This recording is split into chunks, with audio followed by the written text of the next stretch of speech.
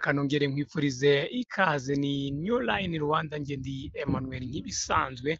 Ubu rero tugiye kurebera hamwe aba producer umunani, ba producer nyarwanda kabisa, bakora indirimbo cyangwa se batunganya indirimbo bakazitunganyiriza abahanzi, nabo bakaba barinjiye mu muziki. Tugiye kurebera rero hamwe abo ba producer. Ni mu myaka rero 15 ishize aba ba producer benshi bafashaga abahanzi gukora umuziki, ntibumvikanaga nabo mu bihangano byabo nk'abahanzi, ahubwo rero bashyiraga imbere cyane cyane kwita ku mishinga y'abandi. Ariko muri iki gihe rero zahinduye imirishyo, kuko nabo batangiye no gushakiriza mu muziki nk'abahanzi. Indirimbo rero zabo zirumvikana cyane mu bitangazamakuru muri iki gihe, ndetse bamwe bamaze imyaka igera muri 5 mu gutunganya indirimbo, batangiye kugaragara ko nabo bashaka gukora umuziki nk'abahanzi.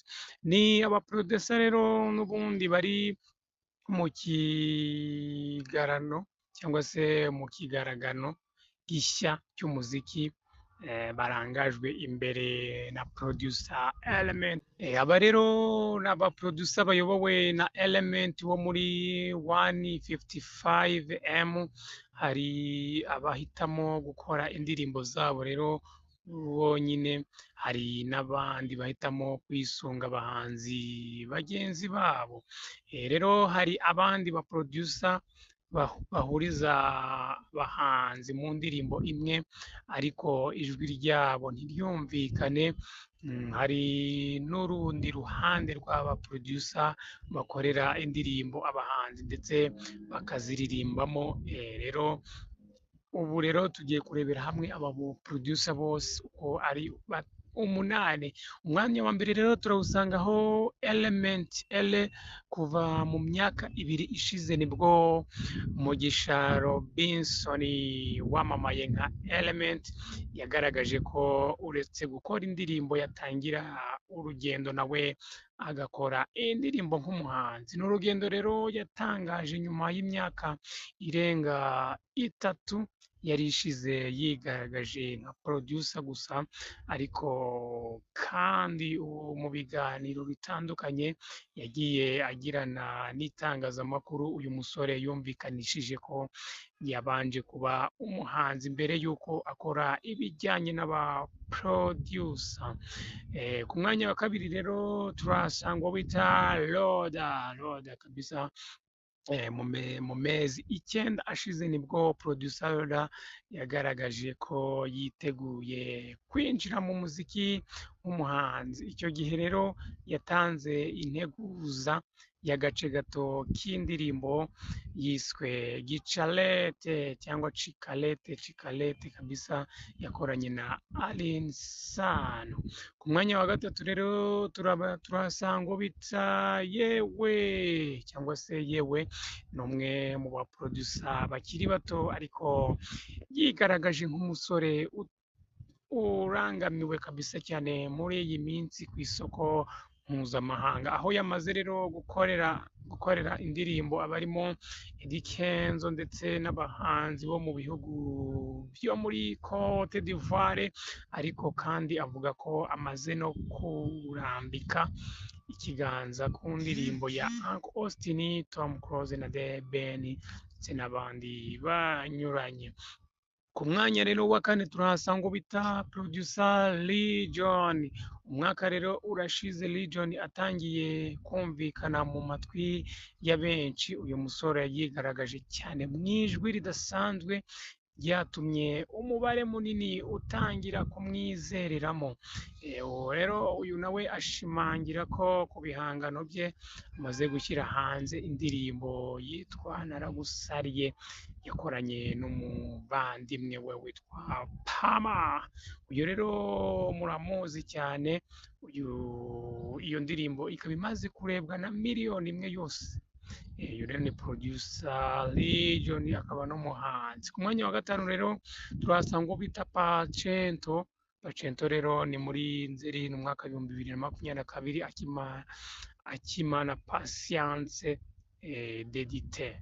uzwi nka producer Pacento, yagaragaje ko nyuma yo gutanga indirimbo z'abahanzi banyuranye, yahisemo nawe gukora umuziki nk'umuhanzi.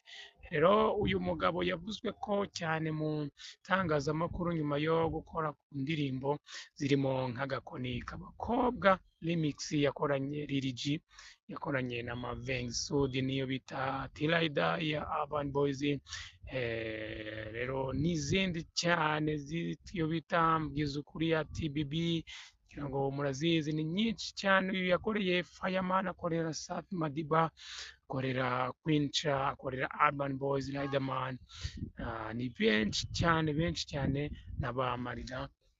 Ni producer rero uzwi nka Pacento, no icyamamare. Ku mwanya wa gatatu rero turatanga Dr Nganji, yamenyekanye nk'umwe mu bagabo bagize uruhare kabisa rukomeye mu gutuma injyana ya Kenya Rap ishinga imizi kabisa. Niwe kabisa, uyu niwe wari producer, yakoreye uwo bita Betray, akorera Slum Drip, akorera Bushari n'abandi banyuranye. Ni icyamamare rero, uyu nawe ni Dr Nganji. Uwo bita rero ku mwanya wa karindwi turasanga The Major, ni umwe mu basore bagize itsinda rya Symphony Band, rimaze imyaka itandatu riri ku isoko naryo, ndetse rigizwe n'abasore bane bize umuziki ku ishuri rya muzika rya Nyundo. Bigaragaje rero cyane mu bitaramo bikomeye mu Rwanda, ndetse biragoye kubona umuhanzi wo mu Rwanda bataracurangira kabisa. Ni abasore rero bakomeye cyane. Ku mwanya wa munani rero turasoza turasanga uwo bita Ye Fanta.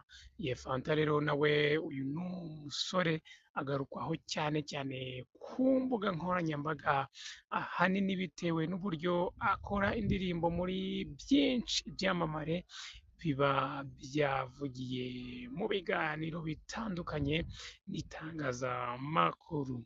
Rero uburyo akoramo amashusho y'indirimbo ze, imiririmbire ye kabisa, n'ibindi byose akora, ngira ngo mubona ko ari umwimerere we kabisa. Aba rero ni abaproducer umunani nari naguteguriye, twongere kubane mu biganiro bishyushye cyane.